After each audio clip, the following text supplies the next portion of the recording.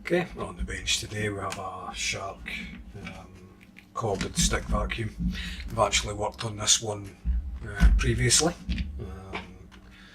It was on where the problem with the switch, where the small plastic piece that pushes the little tactile switch inside had broken off, and managed to get that going again just by using a bit of blue tack, and it was still going strong. The problem I had wasn't actually with this unit. That's the board for the one that that's having the issue.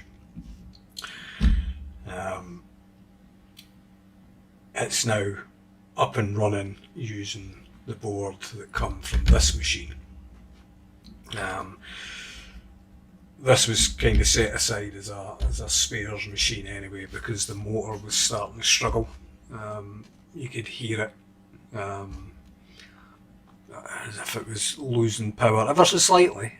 It was still working, it was still picking up, there was suction there.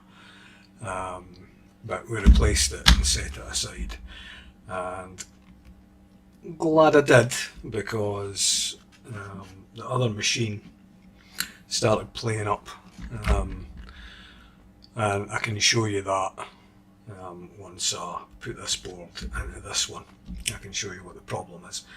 The main reason for doing the video was just in case anyone else had a similar issue. Then they'd have an idea of what's wrong, and unfortunately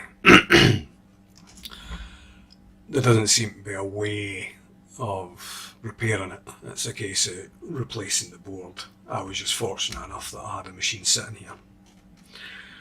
I went over this board front and back, tested all the components, the relay, all the capacitors, resistors, basically everything that I could test was tested, and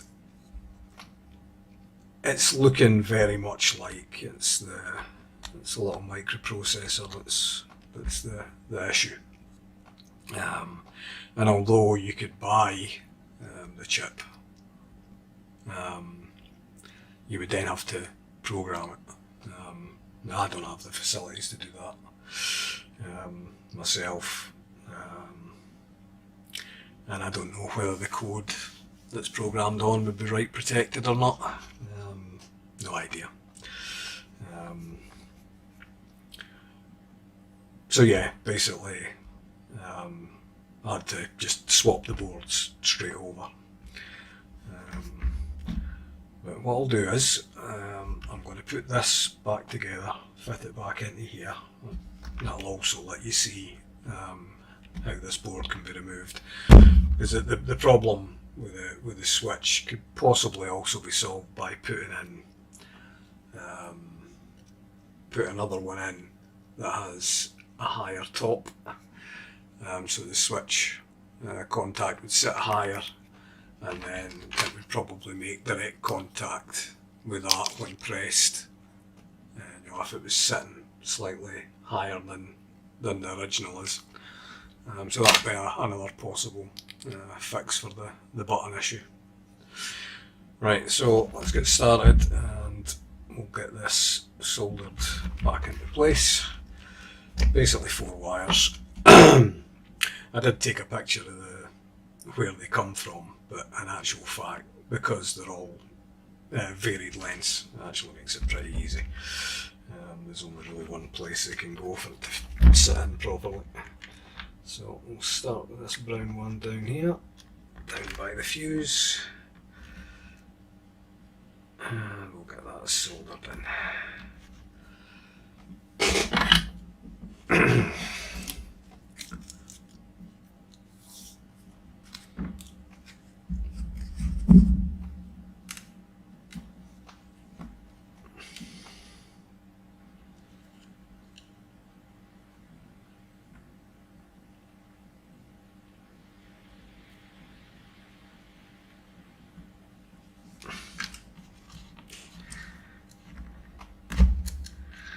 that's that one, and the yellow one next.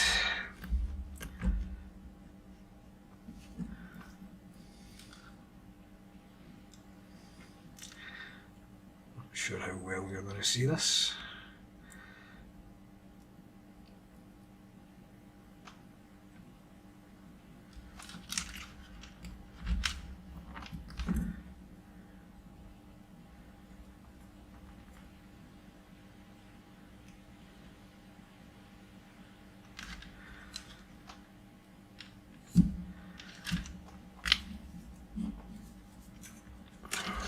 Blue.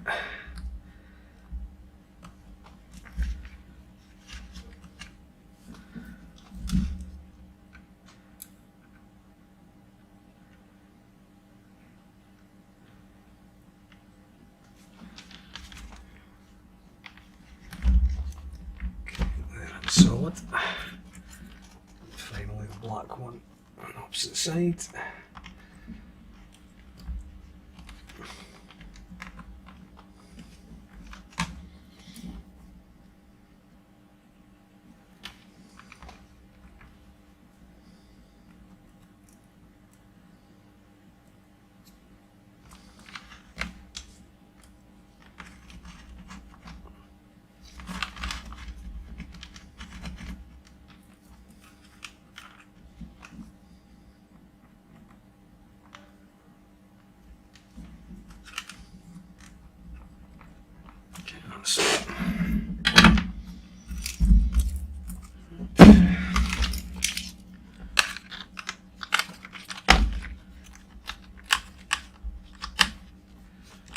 Sits in there. Now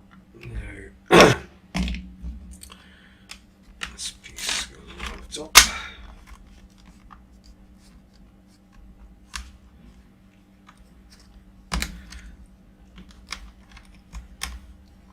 This old blue tack out just now. Previous switch repair.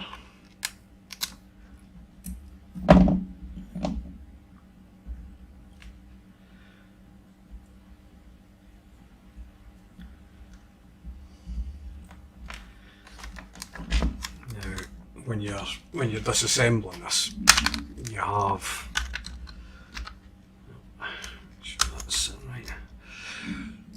you have the two screws that are visible once you take the buttons off, but you also have another two screws that sit underneath this part here, and it just sticks on there. You don't have to use any heat, it's the spudging tool, and just gently lever it off. And you have another two screws sitting there.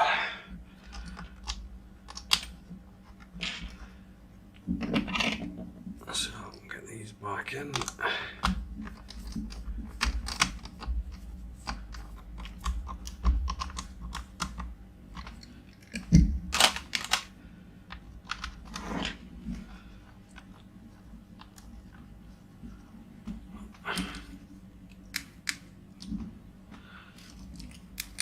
Oh, turning the lights off instead of on here. That should be a bit better.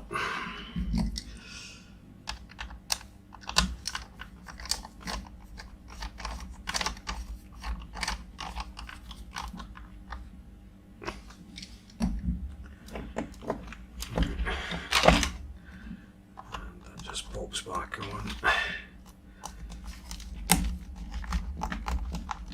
It's a fairly snug fit, plus it's still got plenty of tackiness left. So that's that.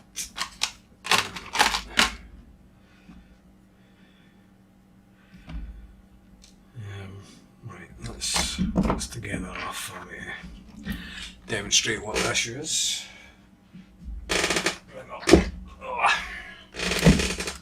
Has to be connected to this bit. And one thing I will say as well, I thought possibly it may have been one of the sensors in this section that was causing the problem. But that's kind of eliminated because basically the only thing that was changed was the board, and the other one's running perfectly. No problems with it at all. Right, so hoping I can fit this underneath so that you can see. Zoom out, that's as far out as I can go. Right. If I plug it in.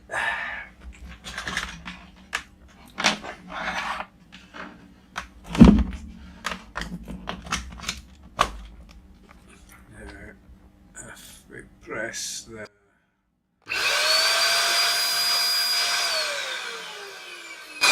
that's the problem, I didn't touch that button again. That automatically switched itself off.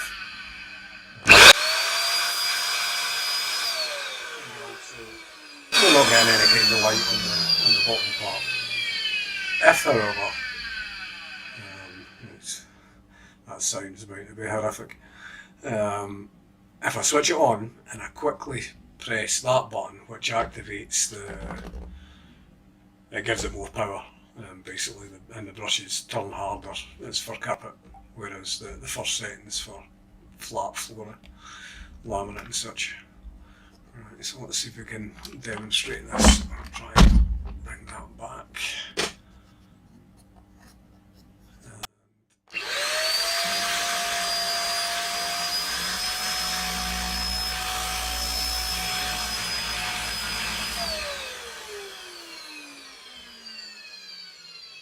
See, it comes on and stays on if, like I say, I press the power button, then quickly press the other button. It'll come on and it'll vacuum on that power setting perfectly fine. If I turn it on and then press that and it's working, if I try and turn off the higher setting, it just cuts out. And for me, it can only be the processor. There must be some corruption in the programming for it to be acting like that. So I'll just demonstrate that again. Excuse the noise.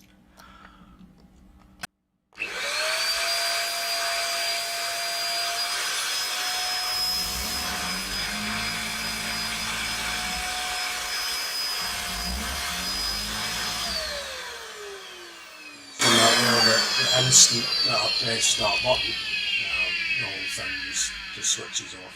So I don't think there's anything I'm going to be able to do to correct that. I'll just unplug this. You can get the chips themselves, but there's not going to be any programming written into them for what that needs. So basically replacement board and you'll be back up and running. So you'd have to find one that had a different fault and just take the board out, stick a new one in. So yeah, that's basically that. Right, okay, we're a few weeks down the line, and it was bothering me that I hadn't really confirmed the fault. I mean, I believe the fault was in the microcontroller. It seemed the most likely culprit.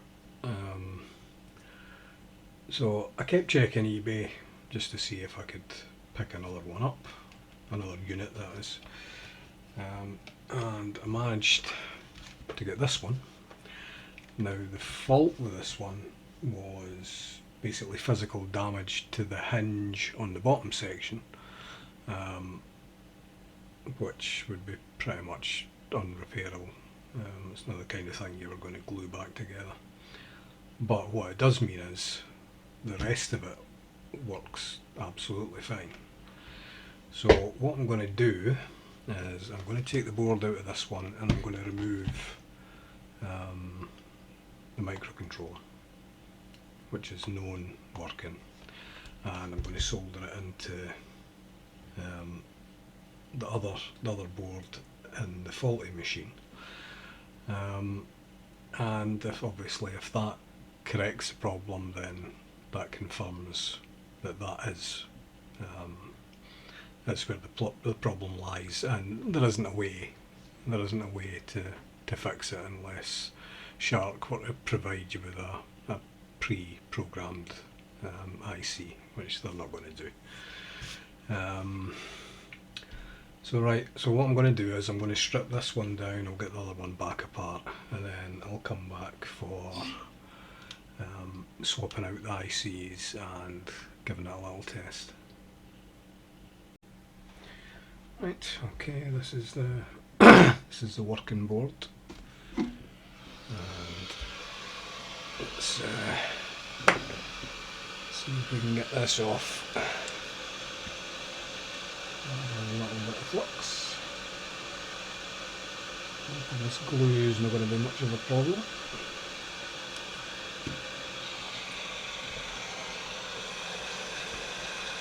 Through the heat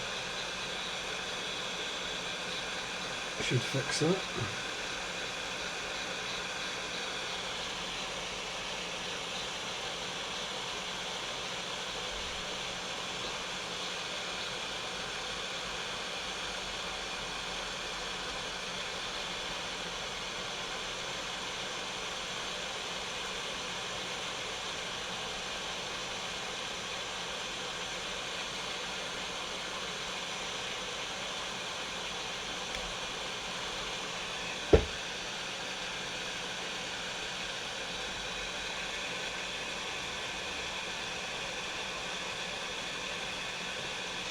Go.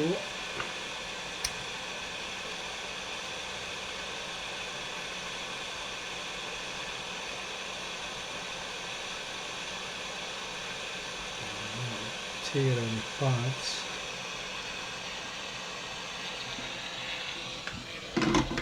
Alright. That seemed to lift fine. Yep.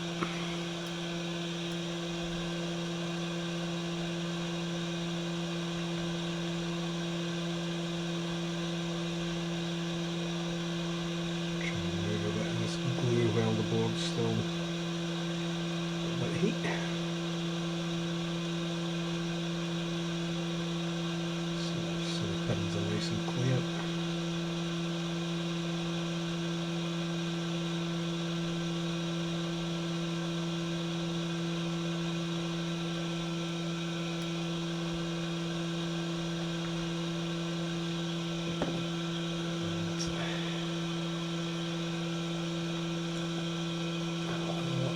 Clean.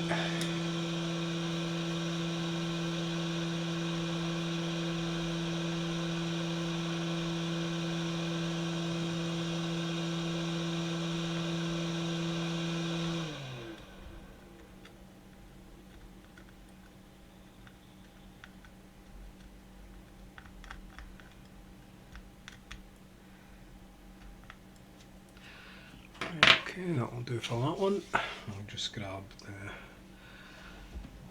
the board, the faulty board, and we'll get the IC removed for that one.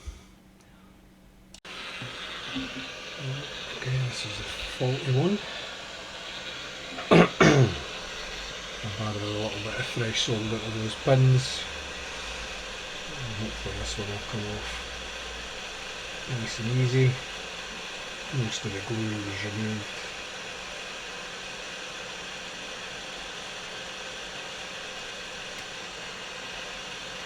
It's much easier in comparison. It's still hot. I'm going to add a little bit of flux and fresh solder.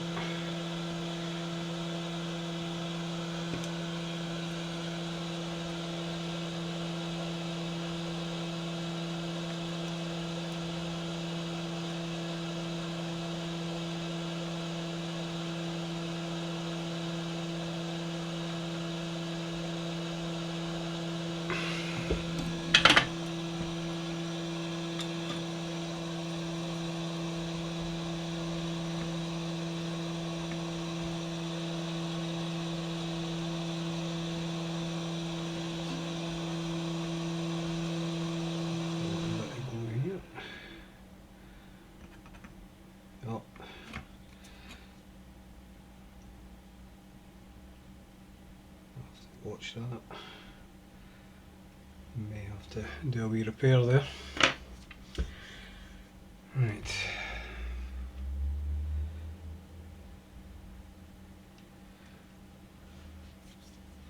Okay, I'm just going to get that other IC and we're going to get it on. Right. Pads are all prepped and the chips prepped. The pin one's up at the top side there.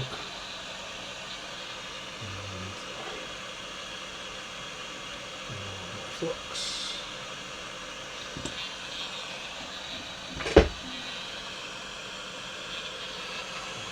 Keep the area out first. We have to turn the speed down slightly.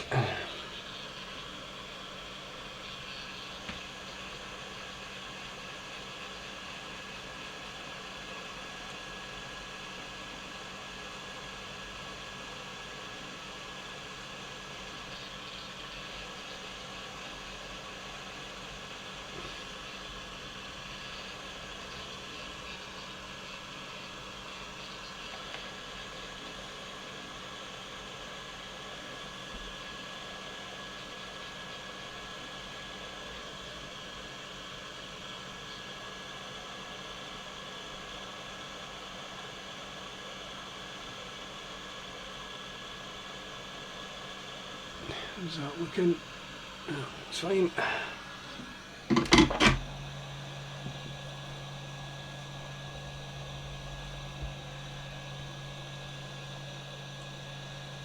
Just going to go over the pins with iron.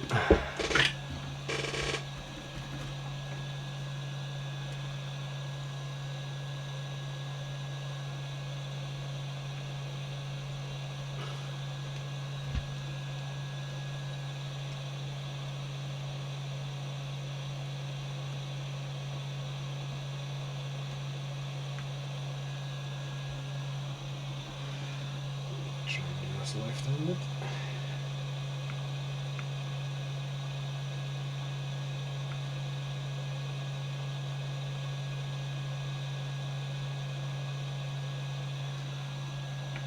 I'll have to add a little wire just to this pin here and just repair that trace.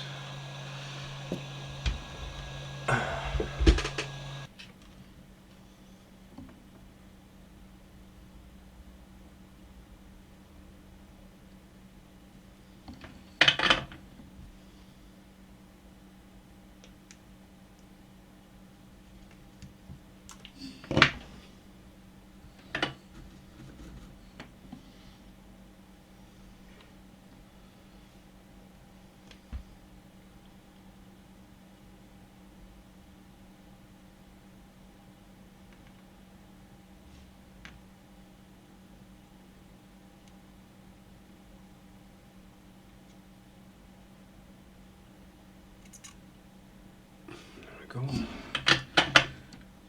check that.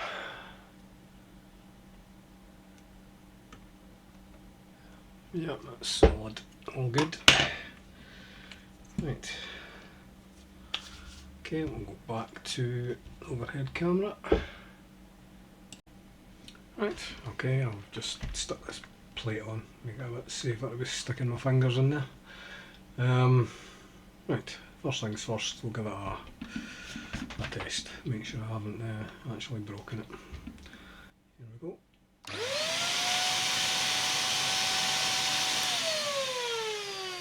Right, so it's still coming on at least. But the issue that we were having was it was cutting out when it was plugged into the base. So let's see what happens here. Ready? 3, 2, 1.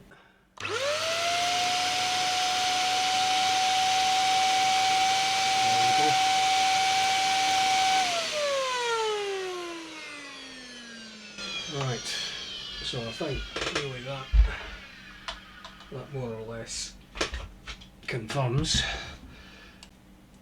was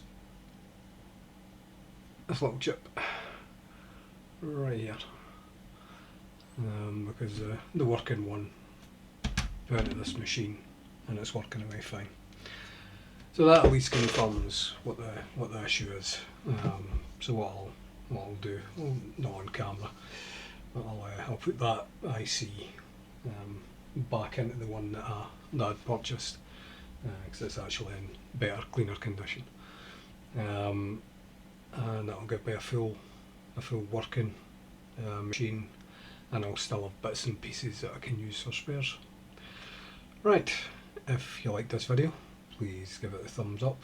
If you want to see more like it, then subscribe to the channel, and if you click the bell notification icon, you'll be notified anytime I upload new content. Thanks for watching. Cheers.